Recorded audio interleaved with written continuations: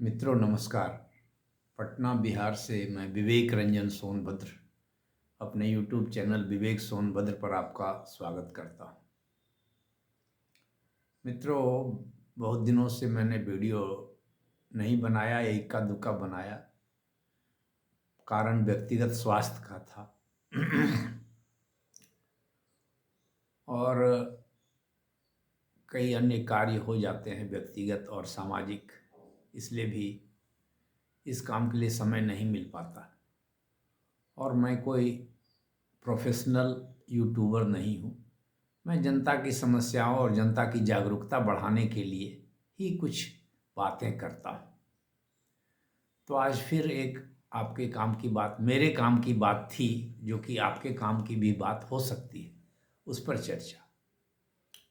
कुछ दिनों पहले मुझे याद है कि कहीं अखबार में मैंने पढ़ा था कि बिहार सरकार के किसी बड़े अधिकारी ने, सामान्य प्रशासन के अधिकारी ने एक निर्देश जारी किया था कि किसी भी कार्यालय में कोई भी नागरिक कोई आवेदन देने जाता है तो उस आवेदन की पावती, प्राप्ति, एक्नॉलेजमेंट उसको मिलनी चाहिए।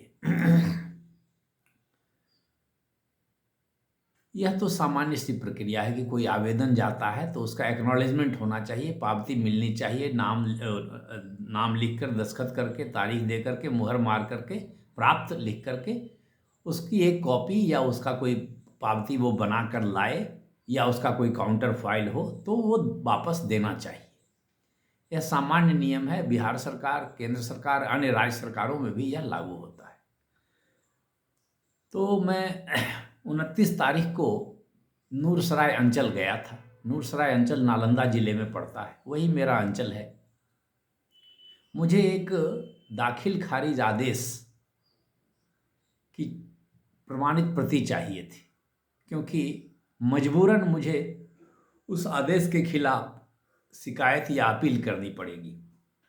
खैर, मैं गया तो बताया गया कि फलाने बाबू से मिल लीजिए।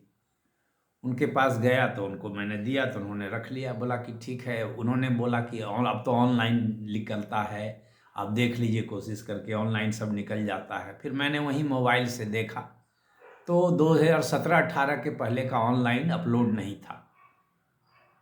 ये मामला 2011-12 का था। फिर भी वो बोले कि नहीं निकलता है। बगल के किसी सहकर्मी का नाम बता दिया कि इनसे पूछ लीजिए ये, और उन्होंने कहा कि इनको बता दो।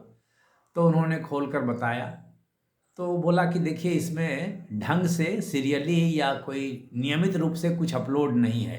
सारे चीज़ स्कैन करके अपलोड कर दिए गए हैं 2017 से पहले का भी।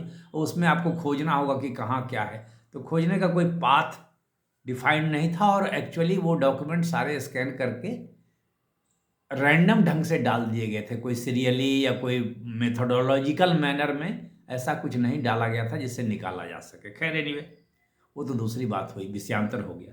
तो मैंने जब उनको ये फॉर्म दिया, ये फॉर्म है, ये देखिए, ये फॉर्म है, स्टाम्प लगा हुआ, कोर्ट पे स्टाम्प 5 रुपये का, जो कि 10 रुपये में बेचते हैं वहाँ के वेंडर लोग। ये मैंने दिया तो इसकी पावती उन्होंने नहीं दी। मैंने बहुत अनुरोध किया। मैंने अपना परिचय भी दिया कि मैं भी अधिकारी रह चुका हूँ, रिटायर्ड हूँ, सीनियर ऑफिसर रह चुका हूँ। लेवल 14 का मैं ऑफिसर रिटायर्ड हुआ हूँ। आपकी जानकारी के लिए भी मैं बता देता हूँ।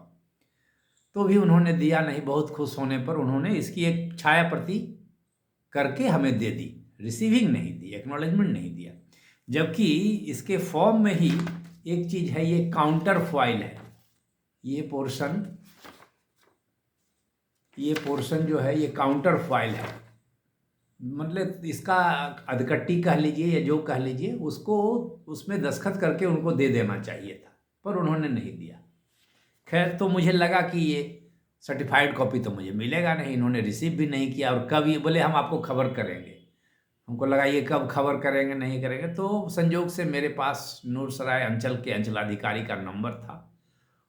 उस नंबर पर व्हाट्सएप भी था। तो मैंने उन्हें व्हाट्सएप मैसेज कर दिया कि ऐसी ऐसी बात हुई है, मैंने आवेदन तो दे दिया है लेकिन पावती उसकी नहीं मिली है, मुझे सर्टिफाइड कॉपी चाहिए।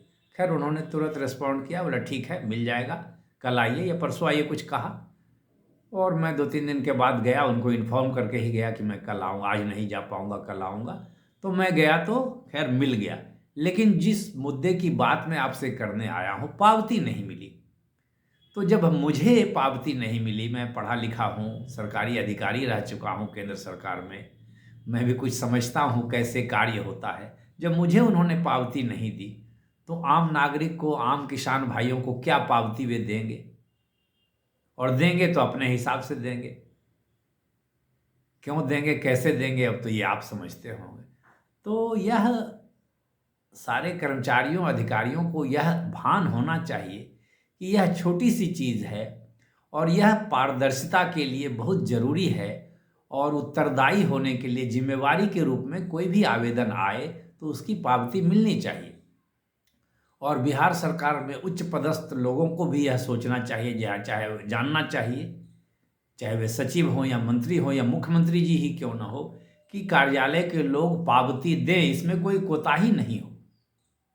कोई आवेदन आता है मेरी समझ से तो उसकी पावती मिलनी चाहिए। मुझे तो लगता है एफआईआर की भी पावती मिलती होगी, ये पता नहीं क्या है, नहीं मैं जानता।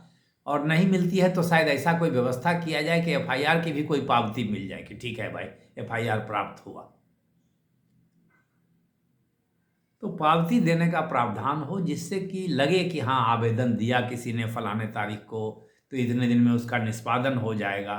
तो अगर ये सब नहीं होता है, ऐसा नहीं होता है, तो फिर सुशासन का क्या मतलब है? फिर अच्छे प्रशासन, सुशासन, लोकतांत्रिक व्यवस्था, कल्याणकारी राज्य आदि की क्या व्यवस्था है? आदि का मतलब क्या रह जाता है? इसलिए सभी लोगों से मेरा एक बार फिर से निवेदन है, अधिकारियों से, कर्मचारियों से, मंत्रालय के लोगों से, मंत्री जी से, मुख्यमंत्री जी से, कि वे ऐसा सुनिश्चित करें कि बिहार सरकार के हर कार्यालय में अगर कोई आवेदन आता है तो उसे वो रिसीव करें और उसकी पावती दे कि हाँ, आवेदन प्राप्त हुआ है फलाने तारीख को, फलाने व्यक्ति ने लिया है फलाने कार्यालय में, जिससे भी पता चले कि फलाने कार्यालय, अमुक कार्यालय में अमुक व्यक्ति द्वारा ये आवेदन लिया गया है। और उसकी बजाते मुहर भी मिलनी चाहिए। तो मेरा यही अनुभव था, इसीलिए मैंने ये वीडियो बनाकर आपको बताया। धन्यवाद, नमस्कार।